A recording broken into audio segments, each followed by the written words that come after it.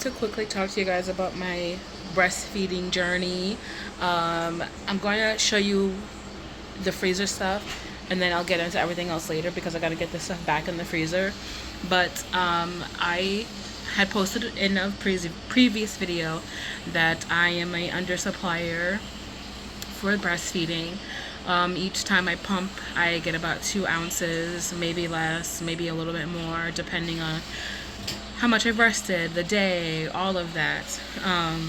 So I have to supplement, but my baby does get a good amount of breast milk from me, and then I have to supplement depending on the time of day and all that jazz. So my son will be, I believe tomorrow, 10 weeks. So that means I'm 10 weeks postpartum, which means my son is 2 months and, a few weeks, couple days, whatever you want to call it, but he is 2 months old.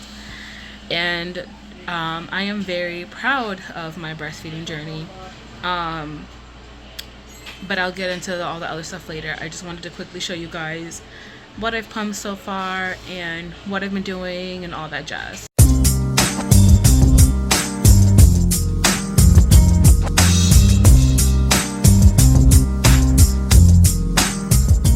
This is all my breast milk that I just quickly pulled out of my deep freeze. Well, some from my deep freezer, some from my regular freezer.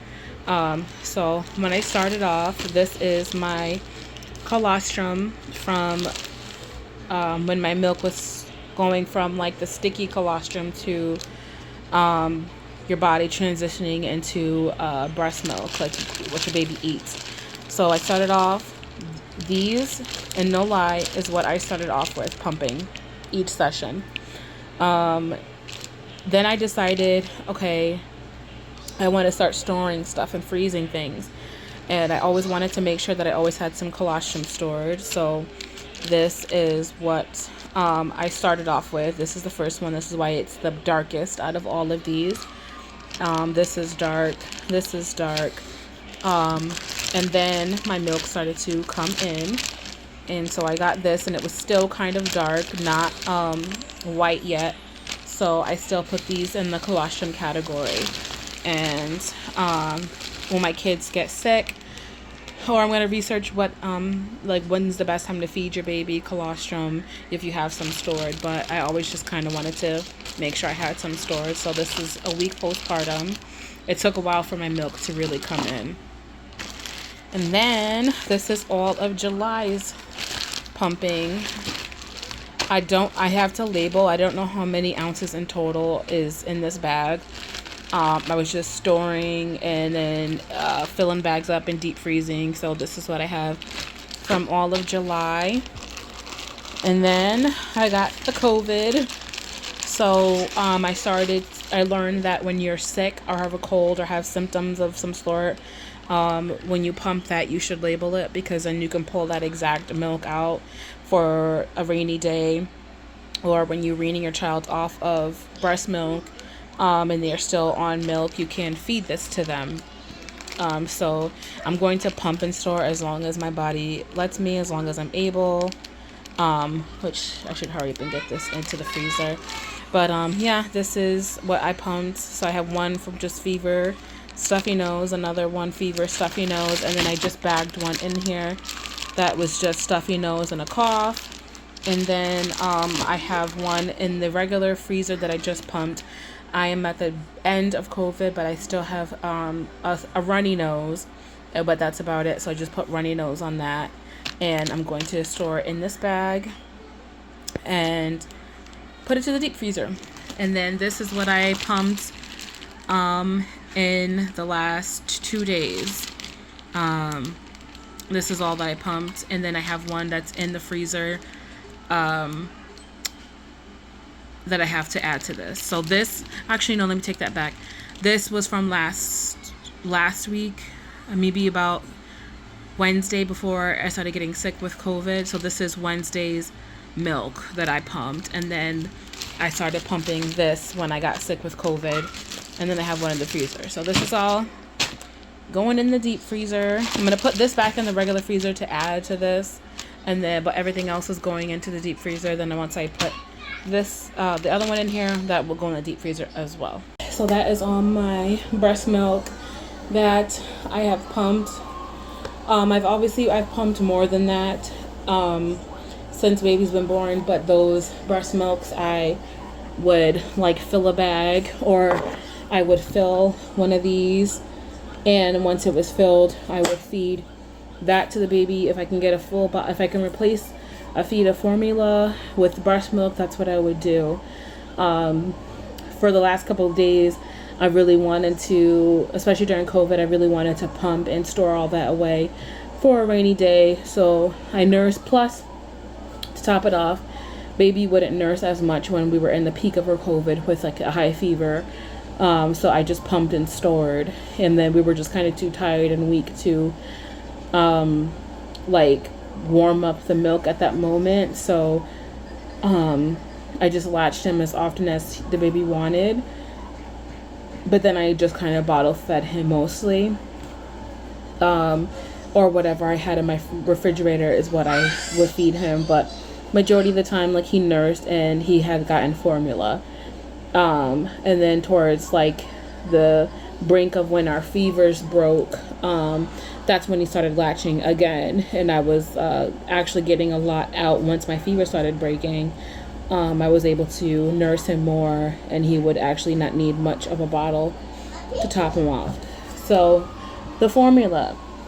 So what formula is my son on now? Well, we recently had to switch formulas. So what was going on was, I noticed maybe about 3 weeks ago, maybe a little bit before that, my son started not wanting to like sleep in his bed. He was more fussy. He was more cranky. And I like to say I have a pretty good baby. Cries when he's hungry, cries when he's needs to be changed, and if he does want to cuddle or something like that, but he's always getting held, so that's not very often that he cries for a cuddle. But I just started noticing his breathing was a little bit different, in that he was just more fussy, mainly the fussiness. He wouldn't sleep for long periods of time. He wouldn't lay down in his bed flat. And in all honesty, me or my husband had to hold him while he was to sleep at night. So my son was on Similac soy, or the Enfamil soy. These were the ones he was drinking. The reason why we went straight to soy is not that he needed it. I had assumed, and I wasn't wrong with my boys, but I'm lactose intolerant. My husband's lactose intolerant. My entire family, my mom, my dad, my sisters, were all lactose intolerant. I'm pretty sure my mother-in-law is lactose intolerant.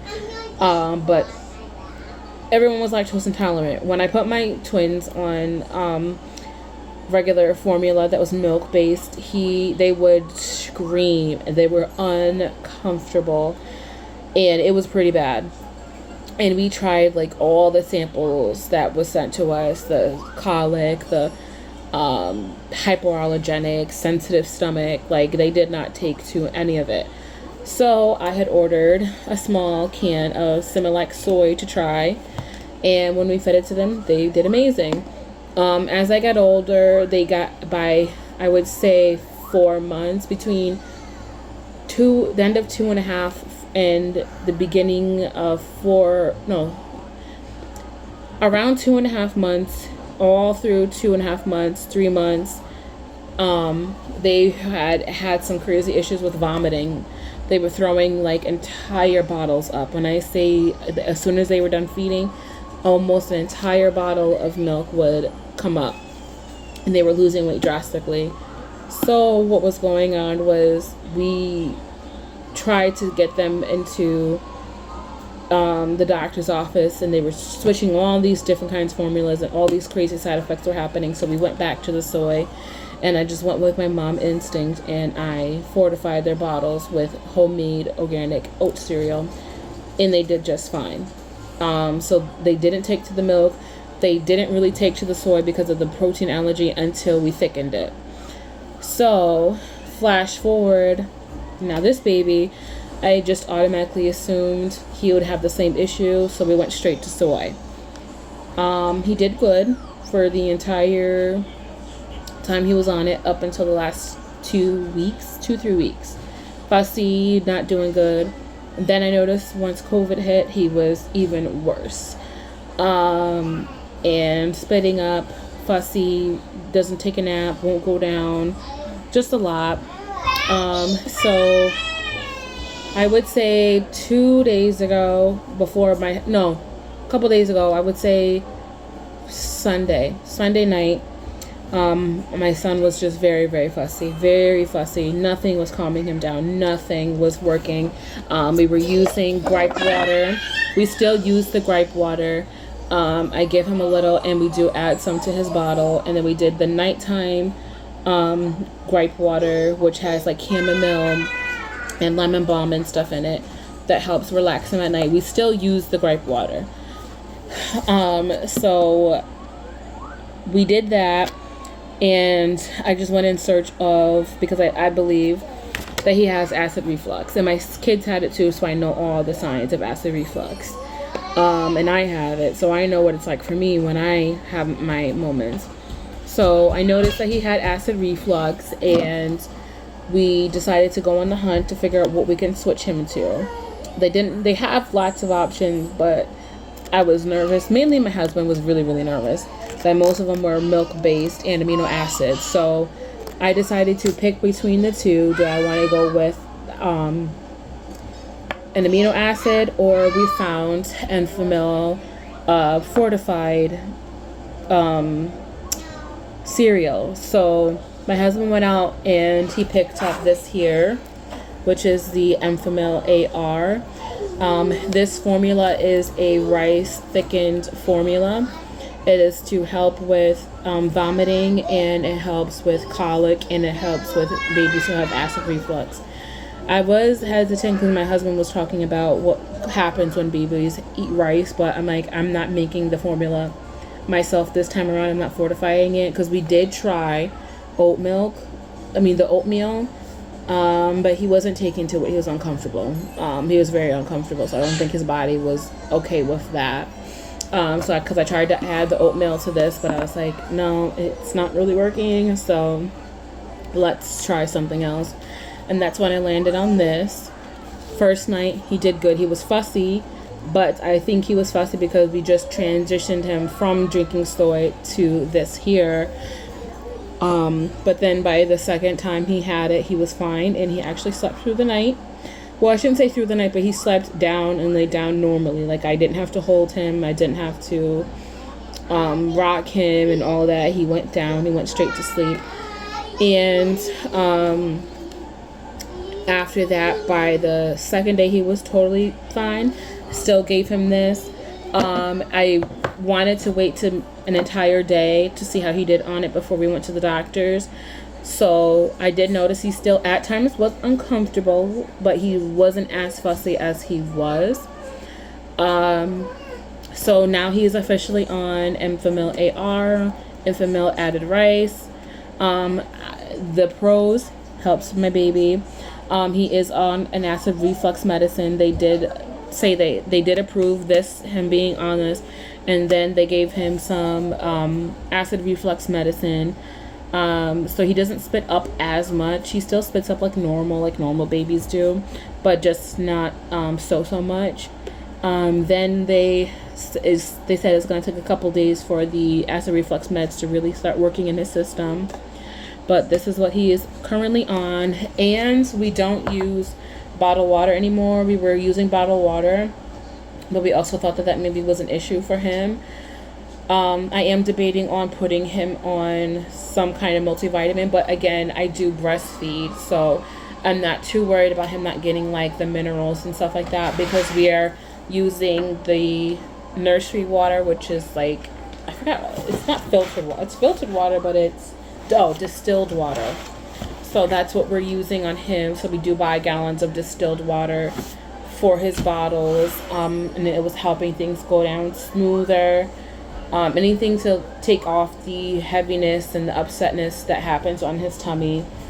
So that's what we are using. And then again, I breastfeed, so I'm not too worried about, because I take sea moss, I take maca, I take chlorella, I take ashwagandha, I take a multivitamin, a prenatal vitamin.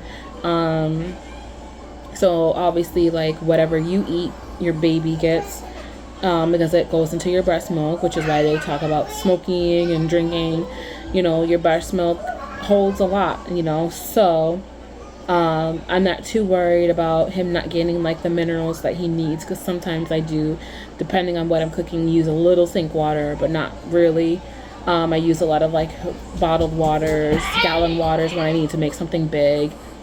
So yeah, I'm pretty much doing both. So I am going to be giving these away. I think I have a one that's not open, so I will be giving this away to somebody in need. I think this is the last of the ready formula of soy that I have that I'm going to give away. But that is pretty much my breastfeeding and bottle feeding and formula journey, I guess. So I did find out that I cannot produce enough breast milk because I have PCOS.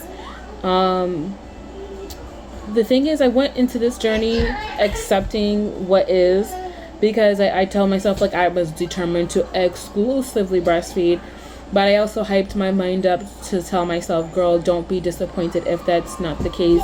Do not be disappointed if the second time around is like the first time. The first time around, I could barely feed any breast milk to my children. And I had 2 of them. So I am very thankful for this time around having 1, because I can feed him on each boob and know that he can get 2 ounces each feed from me by myself. My son takes 4 ounces altogether between breast milk and formula. Maybe a little bit more breast milk because that stuff digests faster. But I take a lot of breastfeeding supplements that do thicken and enrich my my breast milk. What I mean by that is I take supplements. So this is by the brand Milky Mama. Yeah, I have seen in my other videos my lactation supplements and snacks. So I'm not going to show you guys everything, but this is one of the things that I take. It's a packet that goes into my water. Comes into a little packet. I throw it in my water, and it's filled with like goat's root, a bunch of vitamins that help enrich and help with lactation. It helps me refill faster than I normally would. And then I have these, which I do have to put these bad boys in the freezer. So these are the emergency brownies. They have regular brownies, but because, again, I have PCOS, I need things that sustenance my breast milk, gives it, it enriches it, it fortifies it, and it helps with relactation, lactating more. So these are the emergency brownies, and the website has a quiz that tells you like what by what you're trying to do when like any medical issues you have, what brownies and what things work best for you. So these work best for me, this works best for me, and then I do have it upstairs, which I'll probably put in another video. The vitamin drops. I put vitamin drops in my mouth, or in my bottle of water. So these are all the things that help with my lactation journey, and I'm going to try to continue this for as long as possible. My goal is to still try to breastfeed past 1 year old. I don't mind it, and in my cultural background, parents or moms breastfeed until at least well over 3 years old, and I want to try to make it until my son is 3, even if it means pumping and feeding it to him in a cup or a sippy or something like that. Breast milk holds a lot of wonderful things, and obviously it's not to knock moms who exclusively formula feed, because that's what I had to do with my twins until my boobs decided to give up completely. My son KK gave me 5 good months, and then I got COVID, and he decided that he didn't want any more boob. I tried. So till then I just kind of pumped what my body could, and I gave it to him that way, rather it was putting it in a little bit of oatmeal or something like that. And by that point I was getting droplets. My son Liam gave me 8 months. But it wasn't very often. Like if he did, it was strictly for comfort because I was barely getting anything. So whatever did come out, it was amazing that it fed him. And I did notice that the longer he was breastfed, he recovered faster when he got sick versus my son KK. He only gave me 5. Kind of like mommy struggled for to recover. So, but again, I will never knock on another mother for exclusively formula feeding, because obviously I have to do the same. There's no shame in it. Fed is best. That's my motto. But again, I always told myself that this time around, whatever is, you know. There are moments sometimes when I feel a little bit upset and jealous of other moms who are overproducers, or, you know, can do just enough to where they don't have to supplement at all. Like they're literally just enoughers. But then at the same time, I think to myself, those overproducers have their own fair share of issues. I see they have lots of mastitis that happens, just constantly stuck to the pump because they get so engorged that it hurts. I have my own version of engorgement where I have to pump because I get this weird tingling sensation that I have to release. So, sorry, children are being bad in the background. So yeah, just ending it with, I'm going to end this video with just honestly, be proud of yourself. If you can get a week, if you can get 2 weeks, if you can get 4 weeks, if you can get a month, 6 months, a year, past that, whatever you can provide for your baby by breastfeeding is amazing, and you're doing awesome. And even if it wasn't what you expected, you're still doing amazing. And even those moms who are overproducers or just enoughers, like, we are amazing. Our bodies are amazing. We're doing so good. And, you know, just try. And if you are an expecting mom and this is your first baby, or even if it's your 3rd, 5th, 6th baby, and you know, every single time that you breastfed, it wasn't what you expected, and then, you know, you're kind of getting discouraged. Just tell yourself what I tell myself. What you're giving your baby is awesome.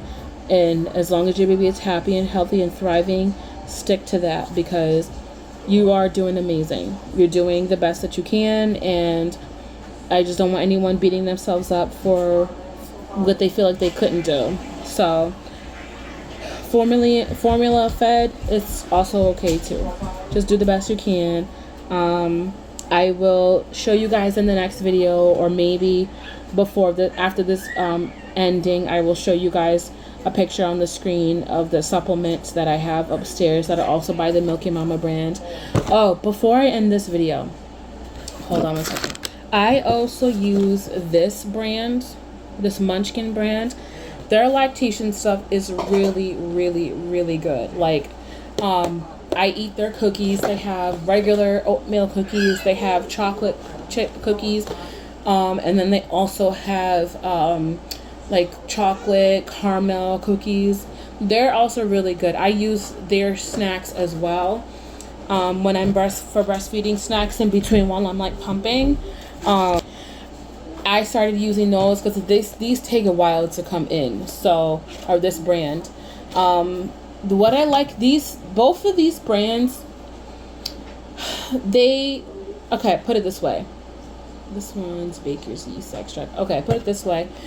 This brand uses supplements strictly that has to do with, they strictly focus on the mammary gland tissues. Like, they focus basically on like what your body is made, your boobs are made of, that makes your body relactate, helps your mammary gland, helps the relactation process, all of that. So I fell in love with this product the most because I have this stuff. So when I found out the ingredients that are in it, I don't have everything, but I had majority of all the stuff that was in here. So I was able to make my own lactation snacks at home, which I will be making a video of that. So this one is what helped my relactation the most. And I noticed a difference in like what my breast milk looked like versus just eating these. Like, this really made my breast milk thick and rich. So, I really like this brand, but this brand is also like very good. I started eating this around the time where my breasts were transitioning.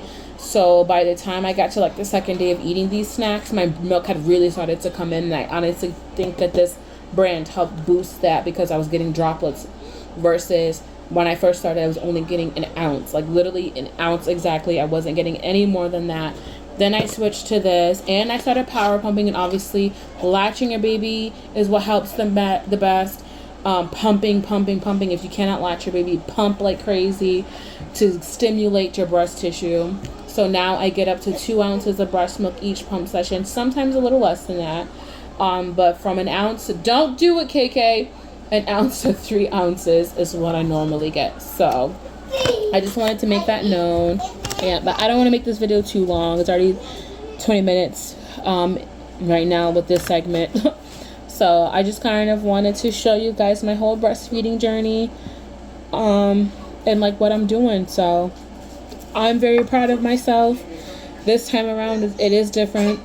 I will be honest that it's a little bit taxing being attached to like the pump all the time, and when you go out you have to plan your sessions around pumping or stopping to at least nurse the baby if you can't get attached to a machine. But I bring my machine everywhere I go. But it is rewarding. I think the biggest, and I promise I'll end with this, the biggest thing that keeps me going is how proud I am of my boobs. I'm proud of my body. I'm proud of what my boobs can produce, and I'm proud of what our body does. Like, I feel like women really need to realize how amazing you are, because even if you can only pump an ounce or give your baby a few syringes, your body created that. Your body did that. So you should be so proud of your body.